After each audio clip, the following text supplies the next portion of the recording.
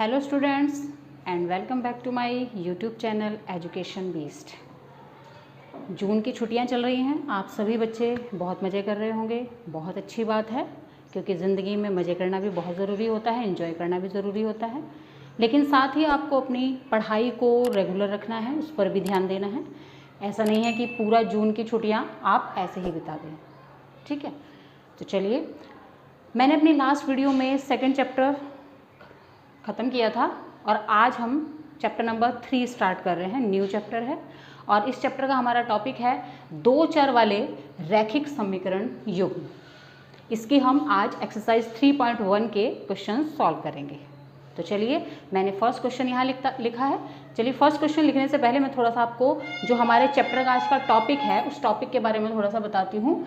ये टॉपिक कह रहा है कि दो चर वाले रैखिक समीकरण युग्म। तो क्या होते हैं दो चर वाले रैखिक समीकरण, कैसे बनेगी? तो जैसे ये देखिए, एक इक्वेशन मैं आपके सामने लिख रही हूँ, ax + by + c = 0। ये जो इक्वेशन है, इस टाइप की जो इक्वेशंस होती हैं, इनको हम बोलते हैं दो चर वाले रैखिक समीकरण। क्यों कहते हैं इसको इंग्लिश में बोलते हैं लीनियर इक्वेशंस इन टू वेरिएबल्स। तो क्यों कहते हैं? क्योंकि यहाँ पर जो x है और जो y है, ये दोनों चर हैं। चर मीन्स वेरिएबल्स हैं, यानी इनकी जो वैल्यूज़ होती है वो लगातार चेंज होती रहती है, ये कांस्टेंट नहीं है। बाकी a, b और c ये तीनों चीज़ें यहाँ पर कांस्टेंट आएंगी, ठीक है। तो इस वाली एक लीनियर इक्वेशन में हमारे पास टू वेरिएबल्स हैं, इसीलिए इस इक्वेशंस को हम क्या कहते हैं कि दो वेरिएबल वाली ये हमारी एक इक्वेशन होती है, यानी कि लीनियर इक्वेशन होती है इन टू वेरिएबल्स, यानी कि दो चर वाली रैखिक समीकरण युग्म। तो इस टाइप की जितनी भी इक्वेशंस होती हैं वो सभी किस कैटेगरी में आती हैं? हमारी linear equation in two variables. तो अब ऐसी ही कुछ इक्वेशंस हम जो यहाँ पर मैंने क्वेश्चन लिखा है, ऐसी ही एक इक्वेशन बन जाएगी और उन इक्वेशंस को सॉल्व करके हम इनको सॉल्व करते हैं। फर्स्ट क्वेश्चन मैंने यहाँ लिखा है, क्या कहता है, ध्यान से पढ़ेंगे। आफताब अपनी पुत्री से कहता है, 7 वर्ष पूर्व मैं तुमसे 7 गुनी आयु का था। अब से 3 वर्ष बाद मैं तुमसे केवल 3 गुनी आयु का रह जाऊंगा। इस स्थिति को बीजगणितीय एवं ग्राफीय दो रूपों में व्यक्त कीजिए। देखिए, दो चीज़ यहाँ पर पूछी गई हैं। बीजगणितीय मीन्स एल्जेब्रिक फॉर्म निकालनी है हमें इसकी, और ग्राफीय मतलब ग्राफिकली फॉर्म निकालनी है हमें। दो फॉर्म इसकी शॉर्ट आउट करनी है। इस क्वेश्चन में हमें दो चीज़ें निकालनी है। तो सबसे पहले क्या करेंगे, जो भी हमें क्वेश्चन दिया है, जो भी लैंग्वेज दी है, उससे हम क्या करेंगे, इक्वेशन बनाएंगे। और इक्वेशन कैसी होगी? वो हमारी दो वेरिएबल वाली इक्वेशन होगी। मीन्स उसमें दो चर होंगे, एक x और एक y, ठीक। कहाँ से आएंगे वो? देखिए, अब क्या कहता है, सबसे पहले यहाँ पर क्या चीज़ है, दो पर्सन है यहाँ पर। कौन कौन से हैं? एक है आफताब और एक है उसकी पुत्री, ठीक। अब आफताब की हमें नहीं पता इस टाइम, जो एट प्रेजेंट क्या है एज, वो हमें नहीं पता, उसको हम मान के चलेंगे। तो हम मान लेते हैं कि आफताब की एट प्रेजेंट एज है x और पुत्री की है y, ठीक। अब हमने एट प्रेजेंट वाली एज निकाल ली। अब क्या कहता है, आगे पॉइंट पढ़ते हैं। 7 वर्ष पूर्व, ठीक है, इस चीज़ पे ध्यान देना। 7 वर्ष पूर्व, इस तरह के क्वेश्चन में जब भी पूर्व मीन्स पहले, बिफोर, पहले की बात आएगी तो हमेशा उस डिजिट को माइनस करना है। किस में से? जो हमने वेरिएबल्स माने हैं दो, ठीक है, उसमें से हम इसको क्या करेंगे, माइनस करेंगे। और जब 3 वर्ष बाद, जब बाद की बात आती है, इट मीन्स आफ्टर की बात आती है, तो उस डिजिट को उसमें हम प्लस करते हैं, यानी कि इतने साल बाद, यानी इतने साल इसमें ऐड हो जाएंगे। और इतने साल पहले, इसका मतलब इतने साल उसमें से माइनस हो जाएंगे। इस चीज़ को ध्यान रखना है। तो अब 7 वर्ष पूर्व, अब 7 वर्ष पूर्व पहले हमें क्या करना पड़ेगा, इन दोनों की हमें एज देखनी पड़ेगी कि कितनी थी। तो मैंने बताया आपको कि पहले के लिए माइनस करना है। इसका मतलब इसकी एज कितनी हो गई, आफताब की एज कितनी हो गई, x - y कितनी होगी, थी। और इसकी एज कितनी थी, पुत्री की एज कितनी थी, y - 7, क्योंकि 7 वर्ष पूर्व ही हम देख रहे हैं, y - 7, ठीक है। ये चीज़ क्लियर हुई सबको? अब आगे क्या कहता है ये क्वेश्चन, आगे देखिए इसको। आगे कहता है, हाँ, 7 वर्ष पूर्व तक की हमने बात क्लियर कर दी। अब कहता है कि 7 वर्ष पूर्व मैं कौन, मीन्स आफताब बोल रहा है ये चीज़। मैं तुमसे 7 गुनी आयु का था, मैं तुमसे 7 गुनी आयु का था। तो क्या बन जाएगी इसके लिए इक्वेशन कि जो आफताब था, आफताब मतलब 7 साल पहले कितना था, x माइनस 7, और वो कहता है कि 7 गुनी आयु का था, किससे, पुत्री की आयु से। क्लियर है बात, ये समझेंगे, ध्यान से लिखेंगे इसको। आफताब कहता है कि मैं 7 साल पहले, इट मीन्स 7 साल पहले उसकी एज कितनी थी, x माइनस 7, और कहता है कि वो अपनी पुत्री की आयु से, उसकी पुत्री की आयु 7 वर्ष पहले कितनी थी, y माइनस 7, कितनी गुनी थी, 7 गुनी। तो हमने एक इक्वेशन, इसको एक इक्वेशन की फॉर्म में लिख लिया। अब इसको हम सॉल्व करेंगे और इसको हम इक्वेशन बनाएंगे अपनी ax plus B Y plus c is equal to 0 की फॉर्म में, क्योंकि वो इक्वेशन क्या है, हमारी 2 चर वाली रैखिक समीकरण है। ठीक है, इसको थोड़ा सा सॉल्व कर लेते हैं हम इजी। 7 से अंदर मल्टीप्लाई करते हैं, 7y माइनस 7 7 सा 49 x, y वाले टर्म्स को इधर उठा के ले आते हैं, माइनस हो जाएगी क्योंकि यहाँ पर प्लस है, यहाँ करके माइनस हो जाएगा। ये वाली हमारी दोनों कांस्टेंट टर्म्स हैं, इन दोनों कांस्टेंट टर्म्स को हम दूसरी साइड लेके गए। ठीक है, ये यहाँ पर माइनस में है, ये यहाँ पर जाके प्लस में हो जाएगी। x minus 7y is equal to, देखो यहाँ पर एक साइन प्लस है, एक साइन माइनस है।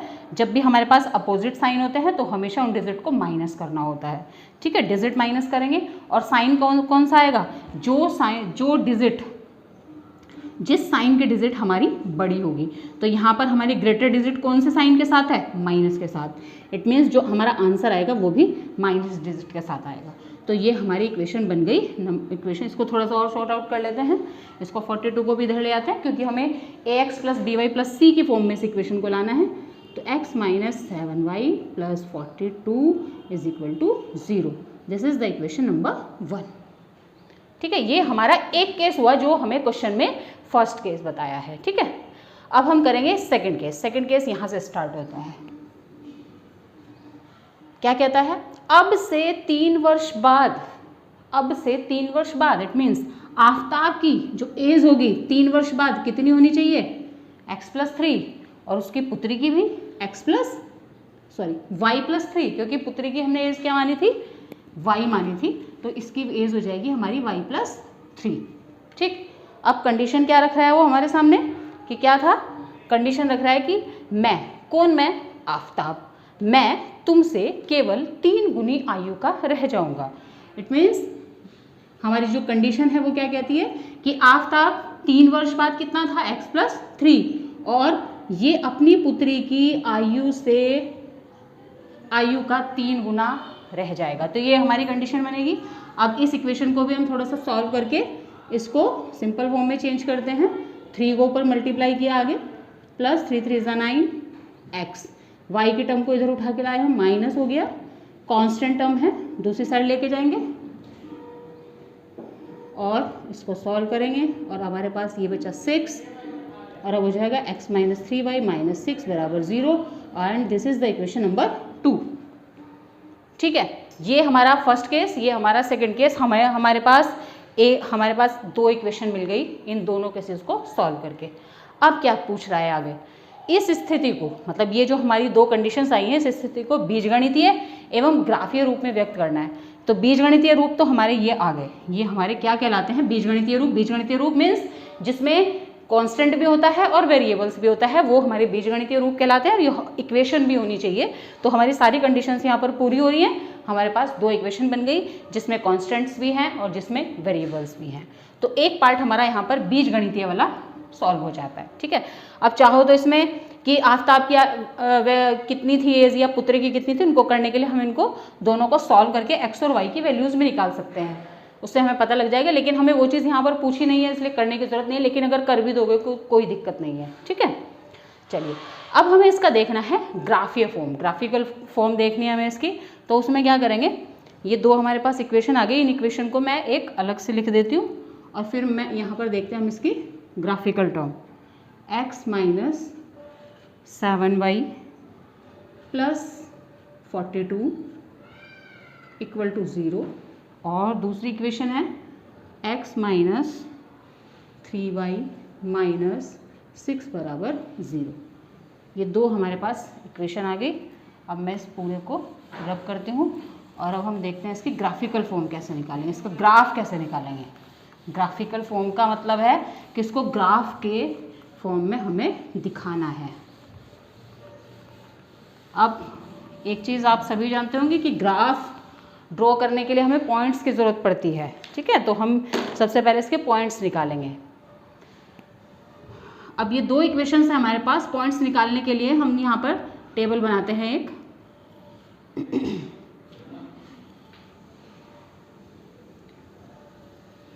ऊपर हमारी सारी x की वैल्यूज़ होंगी, नीचे y की वैल्यू होंगी, क्योंकि कोई भी ग्राफ ड्रॉ करने के लिए आपको पता है कि ग्राफ में दो एक्सिस होते हैं, एक x एक्सिस होता है, एक y एक्सिस होता है, और ये हमारा 0 पॉइंट होता है, ऑरिजिन होता है, ठीक है। इसीलिए हमें इस ग्राफ को ड्रॉ करने के लिए हमें x की वैल्यूज़ की ज़रूरत भी होंगी और y की वैल्यू की ज़रूरत भी होंगी। तो इसलिए हमने दो पार्ट्स हो गए इसके।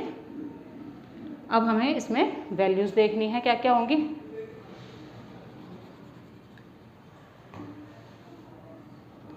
ये हम इसमें अब वैल्यूज़ निकालेंगे, ठीक है। हम 3 वैल्यू निकालेंगे, हम 3 वैल्यू हमारे पास x की, 3 वैल्यू y की। इट मीन्स हमारे पास 3 पॉइंट्स मिल जाएंगे और उन 3 पॉइंट्स का यूज़ करके हम यहाँ पर ग्राफ ड्रॉ करेंगे। तो सबसे पहले हम फर्स्ट इक्वेशन लेते हैं। फर्स्ट इक्वेशन है हमारी x - 7y + 42 = 0। अब इस इक्वेशन में हमें कैसे वैल्यू लेनी है, देखिए वैसे तो हम इसमें क्या करेंगे कि एक चीज़ की वैल्यू रखेंगे, दूसरी चीज़ की वैल्यू निकल जाएगी। तो जो चीज़ हमने रखी है उसको हम यहाँ रखेंगे, जो हमारे निकल के आएगी वो हम उसके साथ रखेंगे, ठीक है। अब इसमें वैल्यू लेनी कैसे है, अब सबसे पहले तो एक वैल्यू तो हम चाहे 0 ही ले लेते हैं इसमें, या फिर हम इसमें ये देखते हैं कि हमारा जो यहाँ पर डिजिट्स होती है उसका कुछ मल्टीपल होना चाहिए वहाँ पर, या वो उससे वो पूरा पूरा डिवाइड हो जाना चाहिए, कुछ इस तरीके से। और वैल्यू हम कुछ भी ले सकते हैं, बस वैल्यू हमारे पास पॉइंट में ना आए, क्योंकि पॉइंट में हमारा ग्राफ नहीं बनता है, और कोई फ्रैक्शन नंबर ना आए, ठीक है। इन चीज़ों का ध्यान रखना है। ऐसी कोई हमारे पास वैल्यू, और बहुत ज़्यादा बड़ी वैल्यू भी नहीं आनी चाहिए, क्योंकि अगर बहुत ज़्यादा बड़ी कोई वैल्यू आ जाएगी तो हमें ग्राफ उतना ही बड़ा बनाना पड़ेगा, ठीक है। तो हमें कोई छोटी छोटी सी वैल्यू लेनी है। तो जैसे अब इस इक्वेशन में इसमें हम कुछ भी रख सकते हैं सपोज, और कुछ ऐसा रखना है कि मतलब उस जो भी हम यहाँ पर वैल्यू लेंगे उस वैल्यू को अगर हम इस वाले पोर्ट जो कांस्टेंट टर्म होती है जो c होता है उसमें से अगर हम माइनस कर दें तो हमारे पास कोई ऐसे डिजिट बननी चाहिए कि वो 7 से पूरी डिवाइड हो जाए बीच वाली टर्म से। तो पहली वैल्यू हम क्या लेंगे, x = 0 मान लेते हैं। तो क्योंकि 0 अगर मानते हैं तो उससे कोई भी यहाँ पर कोई भी फ़र्क नहीं पड़ेगा। तो अगर हमने x को 0 माना है तो हमारे पास y की वैल्यू क्या बनेगी। अब ये 7y माइनस का है, ये उधर जाके -42 हो जाएगा, माइनस से माइनस कैंसिल हो जाएगा, और y = 42/7, और ये हमारे पास आ जाएगी 6। तो जब हमने x को 0 पुट किया है तब y कितना हो जाएगा, 6 हो जाएगा। इसके बाद अब हम दूसरी वैल्यू क्या लेंगे, दूसरी वैल्यू हम ले लेते हैं 7, ठीक है। तो यहाँ पर हम लिखेंगे x = हमने 0 लिया था, अब हम लेंगे x = 7 ले लेते हैं। x - 7y + 42 = 0। यहाँ हमने रखा 7y। अब 7 हम लेते हैं x = 14, क्योंकि हमें कुछ वैल्यूज़ इस तरीके से लेनी है कि इसका 7 जो हमारा है इसका ही कोई मल्टीपल होना चाहिए, तो थोड़ा सा ईजी हो जाता है। अब हम यहाँ पर लेते हैं 14 - 7y + 42 = 0, -7y = -42 - 14, और -7y = दोनों माइनस में है तो दोनों ऐड हो जाएंगी, और आज हमारा आ जाएगा 56, और माइनस से माइनस कैंसिल हो जाएगा, और y = आ जाएगा हमारा 8, ठीक है। इसको इससे कैंसिल करके 7 8 सा 56 होते हैं। तो यहाँ पर हमने वैल्यू ली है 14 और i है 8, ठीक है। क्लियर है ये चीज़। अब ये हमारे पास पॉइंट मिल गए। इसी तरीके से हम पॉइंट निकालेंगे दूसरी वाली इक्वेशन से, ठीक है। इन पॉइंट्स को हम रखते हैं, इनको हम पॉइंट की फॉर्म में ही रख के चलो इसको टेबल को ही छोड़ देते हैं, बाकी हम रब करते हैं। आप इसको अपनी कॉपी में उतार सकते हैं स्क्रीनशॉट लेकर के क्वेश्चन को। ठीक, बिल्कुल इसी तरह आप क्या करेंगे, हम जो हमारी सेकंड वाली इक्वेशन है उससे हम वैल्यूज, अब हम सेकंड इक्वेशन के पॉइंट्स निकालेंगे और उस पॉइंट के लिए भी हम एक टेबल ड्रॉ कर लेते हैं। इसमें भी हमें x और y की वैल्यूज़ फाइंड आउट करनी है, यहाँ x और यहाँ y। ठीक है, इक्वेशन लिखते हैं x माइनस 3y माइनस 6 बराबर 0, और पहली वैल्यू हम लेते हैं x is equal to 0, minus 3y minus 6 बराबर 0, minus 3y is equal to 6 और y इज इक्वल टू हो जाएगा -2। तो जब हमने x इज इक्वल टू 2 लिया तो y की वैल्यू आएगी हमारी -2। ठीक, अब हम लेते हैं, जैसे ये हमारा पास डिजिट एक थोड़ा सा आइडिया करने के लिए कि हम क्या पुट करें, हम इसका कोई भी मल्टीपल ले सकते हैं। तो पहले हम यहाँ पर 3 ले लेते हैं, तो अगली वैल्यू हम क्या रखेंगे, x की वैल्यू 3। वैसे तो हम इसमें कुछ भी वैल्यू ले सकते हैं, तो ग्राफ तो हमारा किसी पॉइंट से बन जाएगा, लेकिन ये थोड़ा सा सोचने में ईजी हो जाता है कि हम क्या लें। यहाँ बीच की सेंटर वाली जो हमारे पास टर्म होती है उसी के मल्टीपल लेते चले जाते हैं।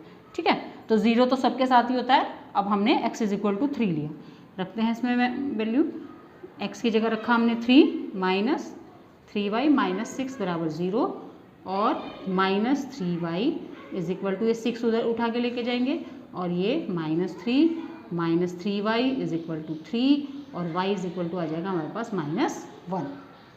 थर्ड वैल्यू निकाल लेते हैं, यहाँ वैल्यू लिखते हैं, जब हमने x का मान 3 रखा था तो y की वैल्यू हमारे पास -1 है। नेक्स्ट हम लिख लेते हैं x इज इक्वल टू 6, तो 6 माइनस 3y माइनस 6। अब मेरे हिसाब से सभी बच्चों को ये चीज़ समझ में आ गई होगी कि कैसे करना है। अब मैं थोड़ा सा जल्दी से कर देती हूँ, और इसको ये उधर जाके प्लस हो जाएगा, ये हो जाएगा ये, और -3y बराबर 0 और y बराबर 0। तो जब हमने x को 6 लिया तब हमारा y की वैल्यू 0 आ गई। ठीक है, और सभी बच्चे इसका स्क्रीनशॉट लीजिए और इसको कॉपी में अपने करना है। अब क्या है, देखिए हमारे पास दोनों इक्वेशन से हमने 3-3 पॉइंट फाइंड आउट कर लिए हैं। अब इन तीनों पॉइंट्स को हम ग्राफ के ऊपर प्लॉट करेंगे, हम इसको रखेंगे जिससे कि हमारा पूरा ग्राफ पूरा बन जाए। इसको थोड़ा सा, ग्राफ को मैं थोड़ा सा बड़ा कर लेती हूँ ऐसे, क्योंकि हमें इसमें पॉइंट्स लेने हैं, मिनिमम वैल्यू से मैक्सिमम वैल्यू तक सारे पॉइंट्स हमें इस पर दिखाने हैं। तो पहले फर्स्ट वाली इक्वेशन के जो हमारे पॉइंट्स आए हैं उसमें करते हैं। देखिए हमारी x की मिनिमम वैल्यू 0 है और मैक्सिमम वैल्यू 14 है, इसका मतलब हमें 0 तो हमारे पास है ही, ये वैल्यू हमें बढ़ा करके कहाँ तक लेके जानी है, 14 तक लेके जाना है। 1 2 3 4 14 तक हमें इस पर पूरी काउंटिंग लिखनी पड़ेगी। 6 7 8 9 10 11 12 13, एक पॉइंट्स को थोड़ा सा और बढ़ा लेते हैं इसको यहाँ से, और ये हमारे पास हो गया 14। ठीक, अब y एक्सिस पर देखते हैं, मिनिमम वही हमें 0 से स्टार्ट करना है और मैक्सिमम कहाँ तक जाना है, 8 तक जाना है। तो यहाँ पर भी करते हैं 1 2 3 4 5 6, इसको भी थोड़ा सा बढ़ा लेते हैं, 7 8। ठीक है, आप देखिए पॉइंट्स हम कैसे इसमें फाइंड करेंगे। x, जब x की वैल्यू 0 होगी तब y की वैल्यू 6 है। ठीक है, तो x की वैल्यू 0 यहाँ पर है, इस पॉइंट पर है, और y की वैल्यू 6 इस पॉइंट पर। इट मीन्स पहला पॉइंट हमारे पास क्या बनेगा, ये वाला बनेगा, और इस पॉइंट के जो हमारे पॉइंट्स होंगे वो क्या क्या होंगे, हमारे x 0 है और y 6 है, ये हमारे यहाँ के पॉइंट्स बन जाएंगे। ठीक, नेक्स्ट हमारा क्या है, x इज इक्वल टू 7 है और y इज इक्वल टू भी 7 है, तो x एक्सिस पर 7 और y एक्सिस पर भी 7। अब ये दोनों एक दूसरे को कहाँ इंटरसेक्ट करते हैं, वो वाला हमें पॉइंट ढूंढना है। सपोज ये वाला हमारा एक ये वाला पॉइंट मिल जाएगा, और इसके जो हमारे कोऑर्डिनेट्स हो जाएंगे वो हो जाएंगे 7 और 7। थर्ड हमारा है 14 एंड 8। ये इक्वेशंस मैं यहाँ से हटा देती हूँ थोड़ा सा। 14, x की वैल्यू 14 है और उसके साथ y कितना लेना है, 8 लेना है, तो ये 14 हो गया और ये 8 हो गया। ये थोड़ा सा इंटरसेक्ट देखते हैं हम कहाँ करते हैं, लगभग यहाँ पर। ठीक है, ये यहाँ पर थोड़ा सा, ये जब आप लोग ग्राफ पेपर पर इसको ड्रॉ करोगे तो ये बहुत अच्छे से ड्रॉ हो जाएगा, क्योंकि वहाँ पर पहले से ही सब कुछ लाइनिंग बनी होती हैं, तो उसमें आपको ज़्यादा कुछ करने की ज़रूरत नहीं होती है। अब क्या करना पड़ेगा, इन तीनों पॉइंट्स को स्केल से थोड़ा सा पीछे बढ़ाते हुए आप इनको ज्वाइन करना है आपको तीनों पॉइंट्स को, और एक स्ट्रेट लाइन आपको मिल जाएगी। अब ये थोड़ा सा यहाँ पर बोर्ड पर बनाया गया है, इसलिए थोड़ा सा ये हमारी कर्व शेप ले रहा है, लेकिन जब आप इसको ग्राफ पेपर पर ड्रॉ करेंगे तो बिल्कुल ये स्ट्रेट लाइन आएगी। ये तीनों पॉइंट्स ज्वाइन जब आप करेंगे तो एक स्ट्रेट लाइन आपको मिलेगी, और ये आपका होता है ग्राफिकल फॉर्म, जो हमारी फर्स्ट वाली। अब जो हमारी सेकंड इक्वेशन वाली वैल्यूज़ हैं, उन इक्वेशंस को हमें इस पर ग्राफ पर दिखाना है, तो ये वाली मैं रब करती हूँ, और अब इसके वाली हम सेकंड इक्वेशन वाली वैल्यूज़ इस पर लेंगे। ग्राफ हम यही यूज़ कर लेते हैं। यहाँ पर वैल्यूज़ हमारे पास यहाँ पर 0 मिनिमम है, 6 है, तो हमारे पास उतनी ही वैल्यू होनी चाहिए, भले ही ज़्यादा हो जाए कोई दिक्कत नहीं। लेकिन अब यहाँ पर थोड़ा सा ये चीज़ देखिए आप, इसमें y की वैल्यू हमारी माइनस में भी है, तो इसका मतलब हमें माइनस में y एक्सिस पर हमें माइनस में भी वैल्यू शो करनी पड़ेगी। तो थोड़ी सी कर लेते हैं यहाँ पर -1, -2, -3। आपको पता है कि अपोजिट साइड में जो वैल्यूज़ होती हैं वो सारी माइनस में चलती हैं, इधर x वाली और इधर y वाली। चलिए अब पहला पॉइंट लगाते हैं हम, जब हमारी x का वैल्यू 0 है तो y का वैल्यू -2 है, तो x का वैल्यू 0 और y का वैल्यू -2, इट मीन्स पहला पॉइंट आपका ये हो गया, और जिसके कोऑर्डिनेट हमारे हो गए 0 और -2। सेकंड हमारा 3 और -1, x 3 है और इसका -1 है, ये -1 है और ये 3 है, लगभग ये वाला आपका पॉइंट बन जाएगा, और इसके हमारे जो कोऑर्डिनेट्स हो जाएंगे वो हो जाएंगे 3 और -1। थर्ड पॉइंट हमारा 6 और 0, x 6 होगा और ये 0 होगा, इट मीन्स यही पॉइंट बन जाएगा, और इसके आपके कोऑर्डिनेट्स हो जाएंगे 6 और 0। ठीक, तीनों पॉइंट्स को ऐसे ही ज्वाइन करेंगे, एक स्ट्रेट लाइन मिलेगी आपको, ये देखिए। तो अब ये ग्राफिकल, मेरे हिसाब से मैं आशा करती हूँ कि ग्राफिकल मेथड जो है आपको बहुत अच्छे से समझ में आ गया होगा। अगर फिर भी आपको इसमें कोई प्रॉब्लम लगे, इस क्वेश्चन में कोई प्रॉब्लम लगे, तो आप मुझे कमेंट बॉक्स में ज़रूर पूछ सकते हैं। इस एक्सरसाइज में टोटल 3 क्वेश्चंस हैं, एक क्वेश्चन हमने यहाँ सॉल्व कर लिया है, बाकी 2 क्वेश्चंस हम नेक्स्ट वीडियो में सॉल्व करेंगे, क्योंकि ये वाली वीडियो बहुत लंबी हो गई ऑलरेडी। ये क्वेश्चन थोड़ा सा लेंथी है, लेकिन इसको समझ के अगर आप लोग करोगे तो कोई दिक्कत नहीं है। इस क्वेश्चन को अच्छी तरह बार बार रिवाइज करेंगे तो अगले जो 2 क्वेश्चन हम कराएंगे वो आपको बहुत अच्छे से क्लियर हो जाएंगे। तो इसी के साथ मिलते हैं अपनी अगली वीडियो में एक्सरसाइज 3.1 के सेकंड और थर्ड क्वेश्चन के साथ।